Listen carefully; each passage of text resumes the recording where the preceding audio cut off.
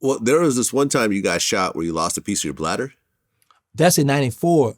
Oh man, that was a interesting moment that day. Early that day, me and Mosquito, we had beepers back then. So we had this thing. We would see who beeper could go off the most, and he had a pocket full of change. So my beeper went off like 5 times straight. He gave me quarters like 4 different times because I had to use the payphone. The 5th time, he was like, man, I have even money. So he didn't want to give me a quarter. So I was kind of upset about it.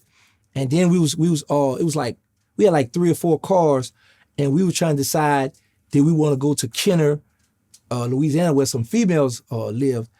And I wanted to go out there and hang out, but then some of the fellas wanted to go back in the project.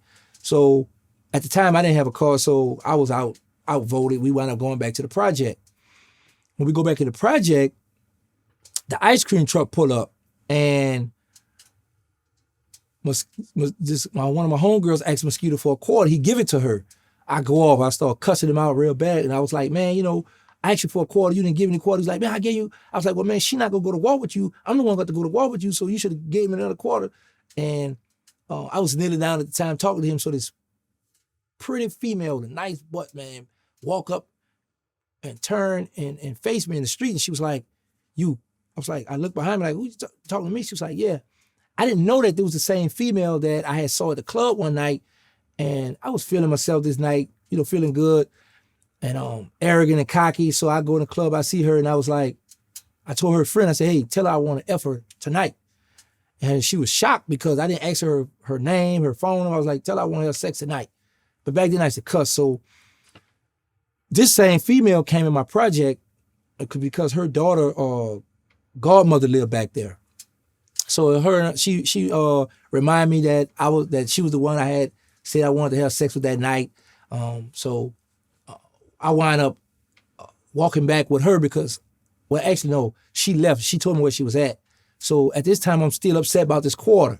So I walked back in a circle, and my homie Stone, Killer Stone, he in the courtyard. He hadn't passed out weed to the everybody in the courtyard and stuff. And I didn't smoke back then, so I went on home. I didn't want to hang out with nobody because I was really upset because my best friend wouldn't give me a quarter for call the girl back over my beeper. So I go home, and one of my brothers was like, "Hey, I just bought some new bullets because I had a Mac 11." I was like, "Okay, cool." So after I had like a 36 round clip, and now it's a Sunday, so it's this day is boring. So I was like, "Oh, the girl around the corner."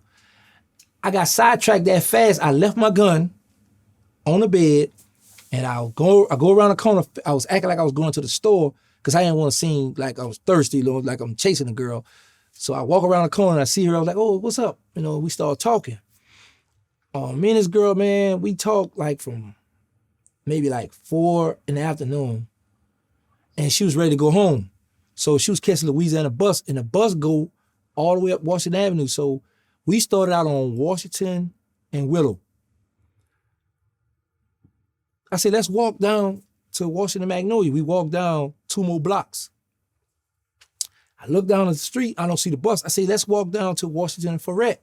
So now we like 1, 2, 3, we 4 blocks from my house, and my gun is in the house. But in my mind, I'm thinking I'm in my project. Nobody not gonna touch me. Nobody not gonna come back and disrespect me. This was the mind frame I had. So she was like, "Well, if we gonna go to Washington for it, we might as well go to LaSalle in Washington. That way, a bus come that way and a bus come this way. I could catch either or." I had to hung out with this girl. The bus took so long to come, man. It got dark.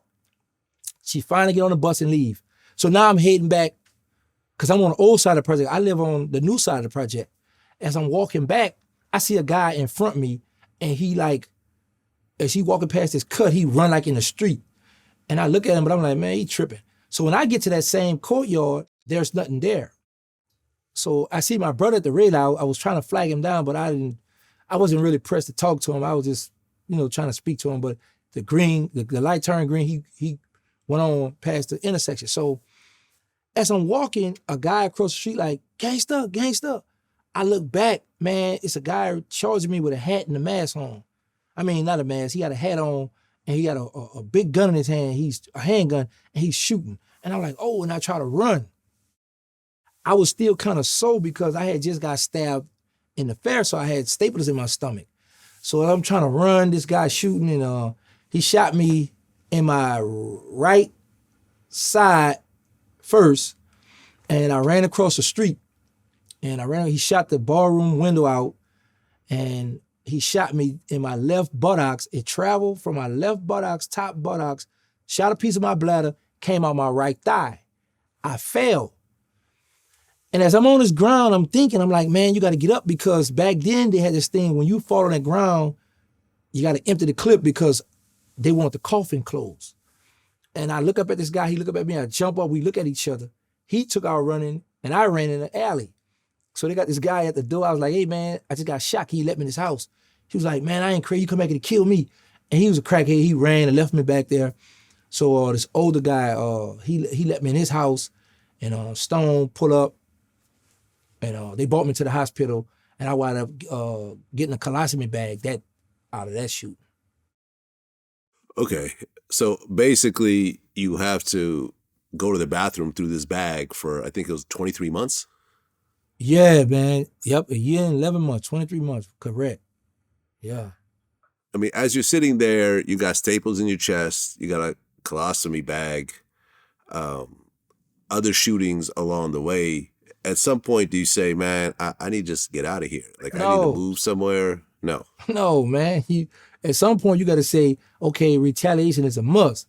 I got to start getting the people who shoot me or who doing this dirt to me, and I got a reputation to uphold. So, you know, back then, it wasn't tuck your tail and run. It was like, man, you got to man up, because, you know, you got people on the sideline, and, you know, when you're young, that stuff play a part. You know, people whispering and, oh, man, you know, you're going to let them shoot you, get away with it, man. You got to go find, you know, you got to go back.